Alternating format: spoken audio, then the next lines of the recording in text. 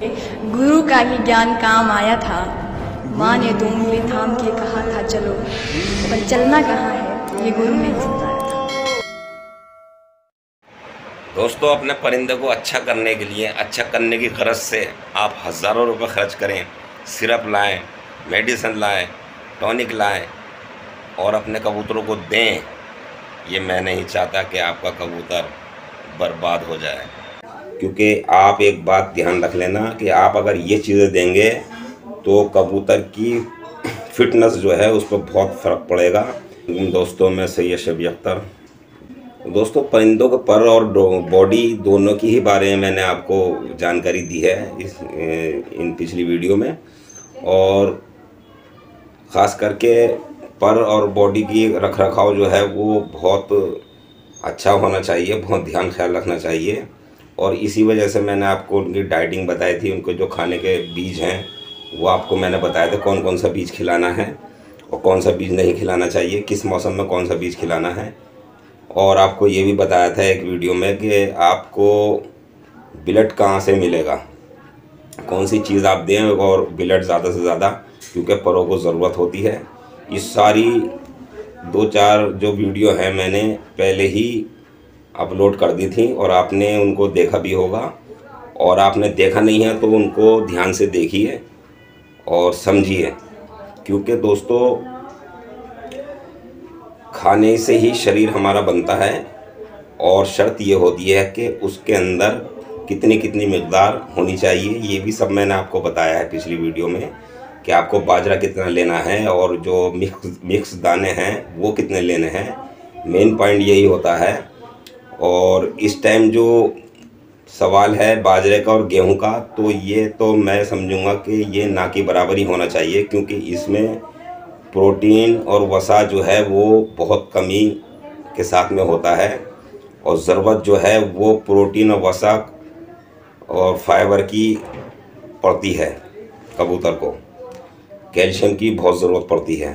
तो इन चीज़ों के लिए हमने जो आपको दाना बना के दिया था वो बहुत ध्यान ख्याल रखते हुए आपको बताया था, क्योंकि दोस्तों मैं भी एक स्पोर्टमैन रह चुका हूँ काफ़ी साल पहले। अब तो मैंने खैर छोड़ दिया, लेकिन मैं इन बातों की जानकारी बहुत बखूबी रखता हूँ। और इसीलिए मैं आपको समझा रहा हूँ कि आप ऐसी लत न डालें जानवर को, परिंदे को अपने, कि जो आगे चल के आपको परेशान करे। क्योंकि दोस्तों आपका मिजाज है, अगर आप अपना मिजाज बदल देंगे तो आगे चल के परेशानी होती है। कि आप अगर रोज़ वॉक करते हैं, पैदल जा रहे हैं, अल्लाह ताला ने आपको टांगें दी हैं, आप जा रहे हैं पैदल, तो आप स्वस्थ और सेहतमंद रहते हैं। और आप इसी बात को दूसरे दिन ये सोचेंगे साहब मुझे तो बस में जाना, साइकिल पे सफ़र करना, बाइक पे सफ़र करना है, आपको उसकी आदत पड़ जाएगी। जो आपका शरीर चलता है, जिससे आपकी बॉडी फिट रहती है, वो चीज़ आप ख़त्म कर देंगे। आपको लत लग जाएगी सवारी पे बैठने की, तो वो आपको आगे नुकसान देगी, क्योंकि आप दोबारा पैदल नहीं चल पाएंगे।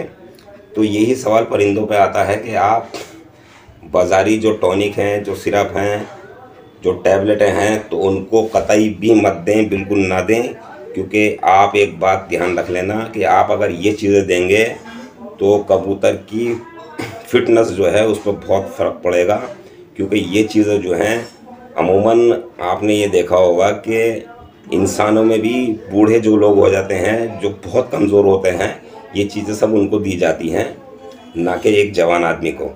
जवान आदमी को इन चीज़ों की ज़रूरत नहीं होती। जवान आदमी को ज़रूरत होती है अच्छा खाने की, क्योंकि जवान आदमी अच्छा खाता है और ज़्यादा खाता है, जिसकी वजह से शरीर उसका फिट फोर रहता है। तो दोस्तों मैं आज इसी टॉपिक पर लेकर बैठा हूँ कि आपको कोई ऐसी इन्फॉर्मेशन गलत नहीं मिल जाए जिसकी वजह से आपका परिंदा आगे काम करने में आपको दिक्कत आए और परेशानी आए।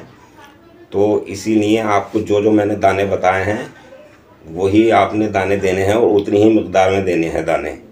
इस बात का आप ध्यान रखना। और जो मैं आपको आज बताने जा रहा हूँ, आपको बरसात के अंदर क्या देना है। बरसात के अंदर आपको उस दाने के अंदर सिर्फ़ और सिर्फ 2 चीज़ें बढ़ानी हैं।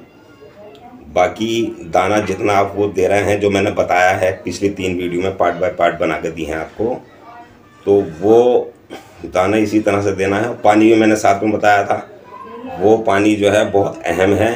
वही पानी आप 2-3 दिन छोड़ के आप पिलाएं कबूतरों को, जिससे ब्लड की पूर्ति पूरी होगी कबूतर के अंदर, और परिंदा आपका पर बहुत खूबसूरत और बहुत लंबे चौड़े निकालेगा।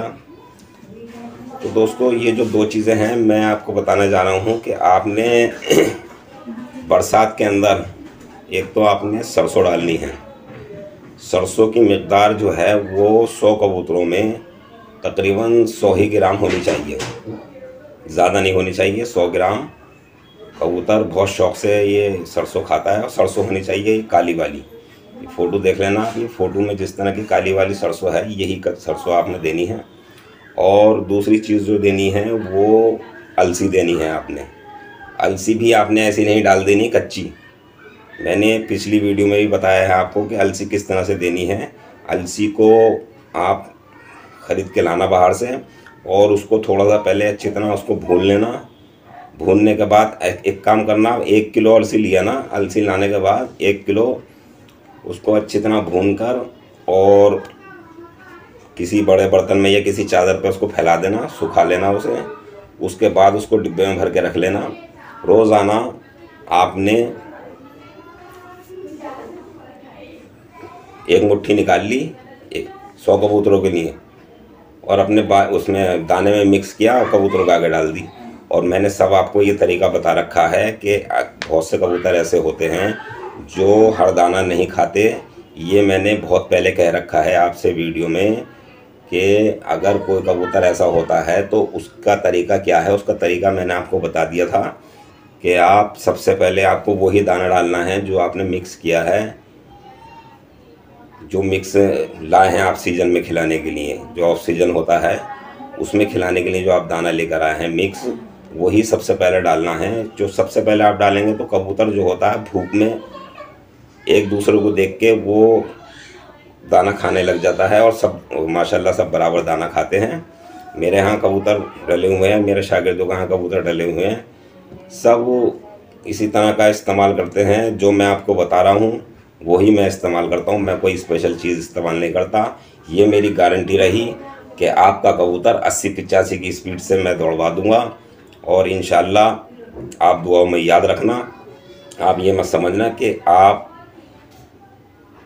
अकेले हैं, आप अकेले नहीं हैं, मैं आपके साथ हूँ। और कबूतर की परवाज़ जो होती है जिस तरह की होनी चाहिए, अगर मेरे बताए हुए खेल पर आप चलेंगे तो ये मेरी ज़िम्मेदारी है, मेरी गारंटी है कि मैं आपका कबूतर अच्छी स्पीड, जो स्पीड होती है कबूतर के अंदर, उस स्पीड में आपका कबूतर उड़ेगा और बहुत बेहतर उड़ेगा।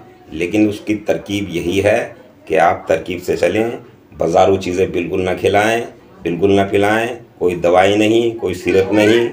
क्योंकि दोस्तों, अगर आप नशा नहीं करते, आप गुटखा नहीं खाते, आप सिगरेट नहीं पीते, और एक दिन आपको गुटखा बीड़ी सिगरेट पिला दिया जाए तो आपका क्या हाल होगा।